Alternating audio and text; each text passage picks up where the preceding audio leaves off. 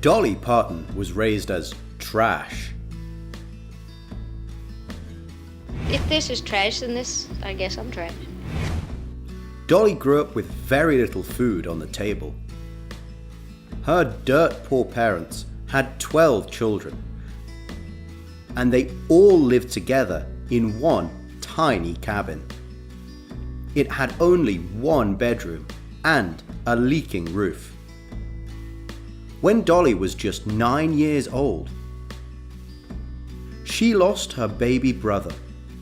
But to little Dolly, it was even more painful because of one reason. Dolly explained that because they were so many, it was her responsibility to help with the baby. "This one's gonna be your baby," her mama told her.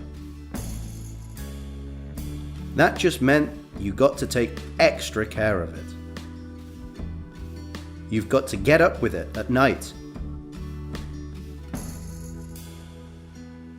and rock it back and forth. There was a lot of heartache for Dolly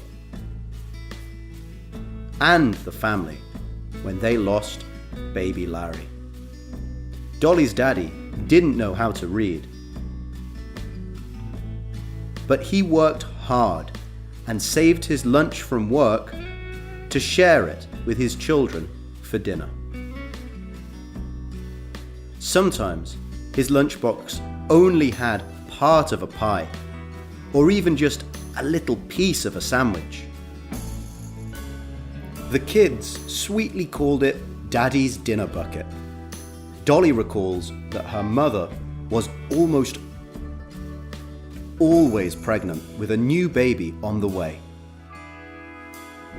Mom was always pregnant. She had one on her and one in her for as long as I remember. And how did they afford all the doctor's bills? The truth is, they had to get creative. On a cold, rainy winter day when Dolly was born, her parents had no money for the doctor. So, her father paid him the only way he could, and Dolly's sister Stella remembers it well. Daddy paid Dr. Thomas a sack of meal to deliver Dolly, to make clothes and bedding for the kids. Dolly's mama had to use a hand sewing kit. Did you know one of her most famous songs is based on a real-life event from her childhood? She really did have a coat of many colors that her mother patched together from scraps. When little Dolly was scared, the kids at school would make fun of her. Her loving mama told her the beautiful story of Joseph from the Bible. Now Israel loved Joseph more than all his children, and Jacob made him a coat of many colors. To make herself look pretty as a young girl, Dolly used the same medicine on her lips that her mama used to treat the children's wounds. Her daddy never liked that she wore makeup. But Dolly tricked him with the red antiseptic. Because the medicine stained, her daddy couldn't wash it off her lips, even if he tried. And for her eyelashes, she used burnt matches. At night, the children had to sleep together. But that was also a blessing in winter. Otherwise, they would freeze as the snow blew through the cracks of their house. So we slept 3 and 4 in a bed, and our old houses were always very cold in the wintertime, and there were big cracks in the wall, and the wind would blow snow kind of in. The family had no electricity or running water. At least sometimes they had an old battery and could listen to the squeaky radio. In summer, they could bathe in the river, using soap they had made themselves. But the real challenge was in winter. We'd have a pan of water and we'd wash down as far as possible. Then we'd wash up as far as possible. Her loving uncles were so impressed listening to her sing while she washed the dishes that they knew she was going to be a star. Uncle Lewis gave her her very first real guitar, and when she was 10, Uncle Bill drove her around to sing on local radio stations. Her first great love left her weak at the knees. Dolly was only 13 when she first met the man to ever sweep her off her feet. And it wasn't the mystery husband she's married to today. And who can blame her for falling madly in love with the man in black himself, Johnny Cash? And he was the sexiest thing I'd ever seen. I was 13 years old, and I was looking at him, and I was feeling all those things that that you feel. That's the first time I really understood what sex appeal really was. Wow. And I just really fell into a burn ring for her. But I loved him. Of course, Johnny was twice her age and married. It was nothing but a schoolgirl's crush. Dolly met her real true love 5 years later. If there was one thing she always knew, it was that she was going to be famous. Maybe just that childlike faith was the thing that got me through. I mean, I saw no reason why I couldn't do it, because I was willing to work. I was willing to sacrifice. I had been as poor as anybody could ever be, so I had everything to gain and nothing to lose. I just honestly believed that I could be a star. But she couldn't do that in her small hometown. 18 and full of dreams, Dolly packed her bags and moved to Nashville to make music. However, it turned out to be a mean town, and the hopeful young woman suffered in her new surroundings without her family. It was a lot of that, being lonely, being homesick, crying every night. One dashing young gentleman made it all better.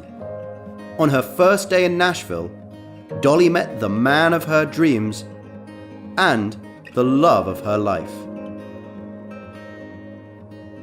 She was washing her clothes at the laundromat when a charming lad of 21 drove by in his truck. Dolly's 55-year romance began that moment, when young Carl Dean stopped his white Chev to warn her about getting sunburnt in her dress. Carl immediately knew that Dolly was the one. My first thought was, I'm gonna marry that girl. My second thought was, Lord, she's good looking. And that was the day my life began. But it wasn't that simple. When the two lovebirds wanted to get married, 2 years later, Dolly was advised against it. And who didn't want the love-struck couple to seal their unwavering love in marriage? Dolly's own record label said it would hurt her career if she was no longer a single lady. Part of her success was her sex symbol status. At least, that was what the record label thought. You just been standing down there looking up my dress ever since I come out here. Carl's mother was devastated. She wanted nothing more than to throw a big wedding for her son after her only daughter had eloped.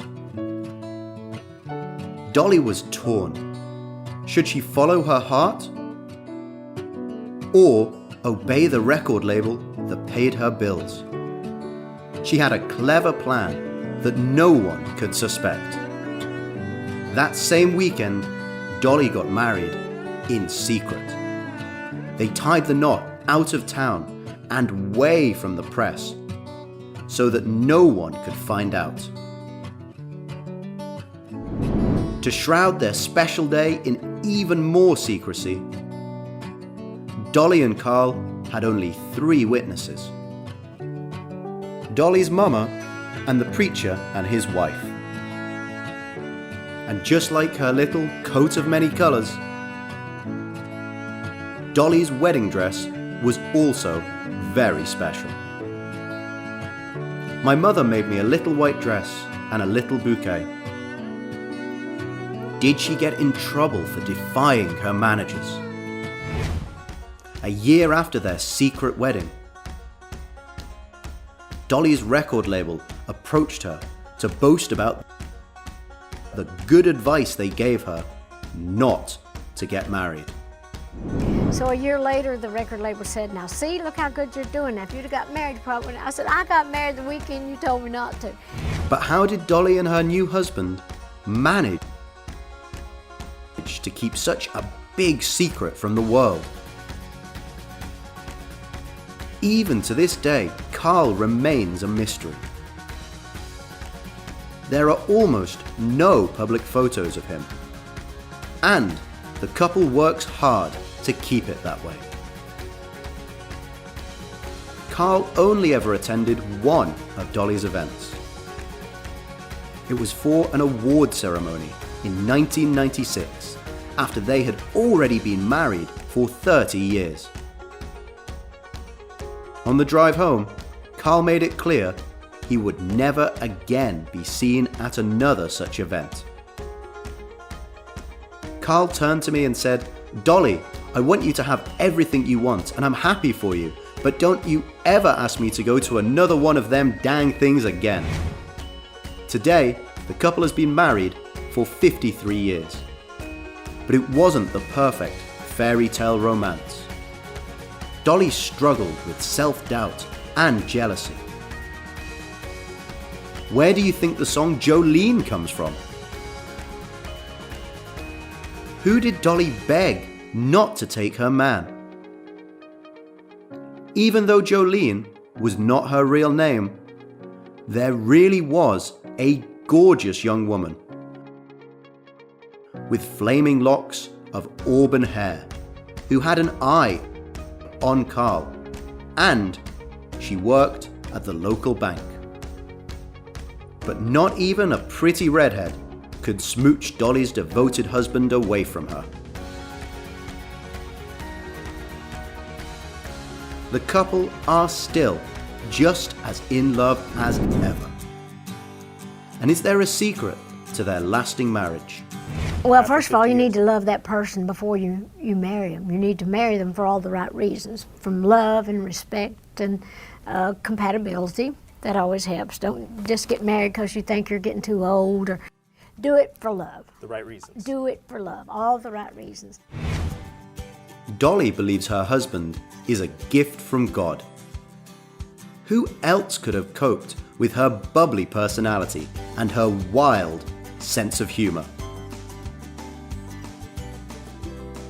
God knew I was going to need someone like him if I was going to do all this crazy stuff. For their 50th anniversary, Dolly and Carl finally got to have the dream wedding they always wanted.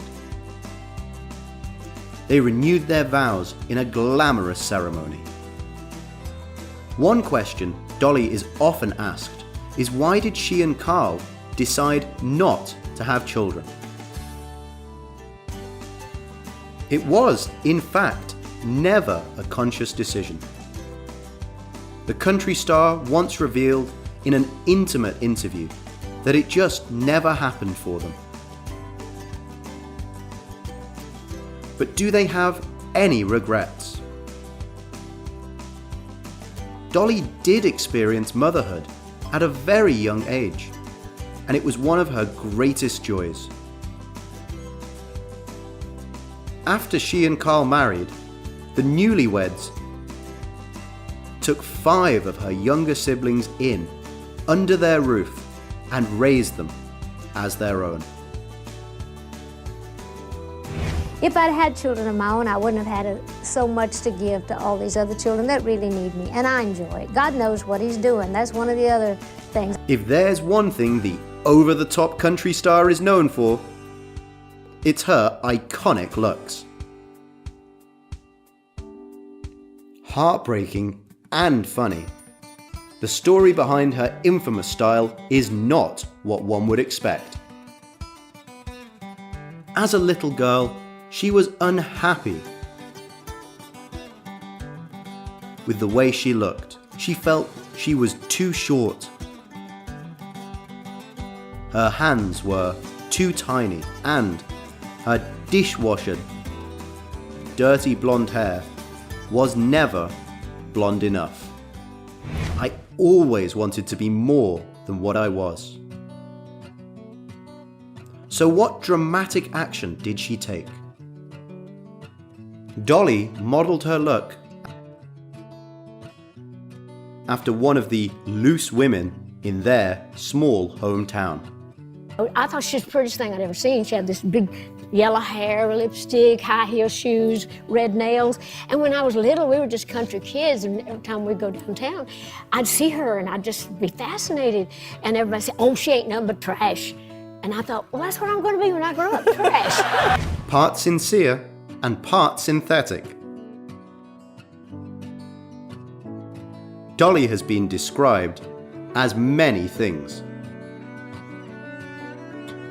Because of fake nails, fake hair, fake eyelashes, and especially her famous fake breasts.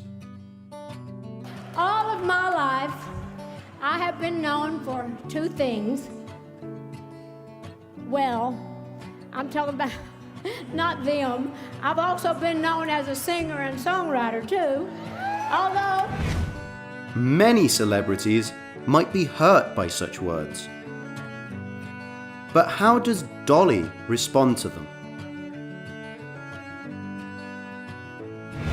Well, I think that's probably true. I think a part of what magic I may have as far as my personality is the fact that I look totally artificial, and I like to think that I'm totally real.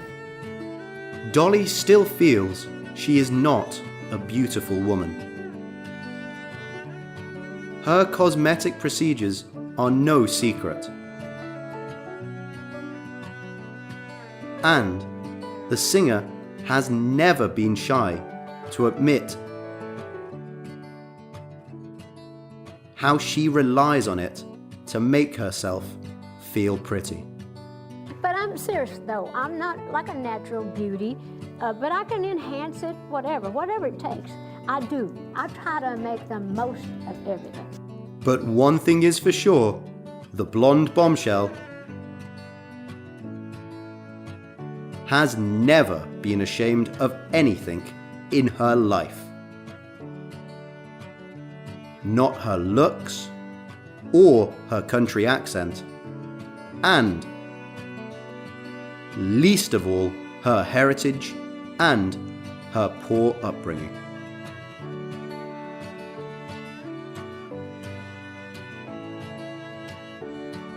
I'm proud of my hillbilly white trash background. To me, that keeps you humble. That keeps you good. Don't let these false eyelashes lead you to believe that I'm as phony as I look, because I run true and deep. Did you know about Dolly's childhood? Or how she had to lie to her managers to get married? Are you a fan of her iconic look or her music? And if so, what is your favourite Dolly Parton song?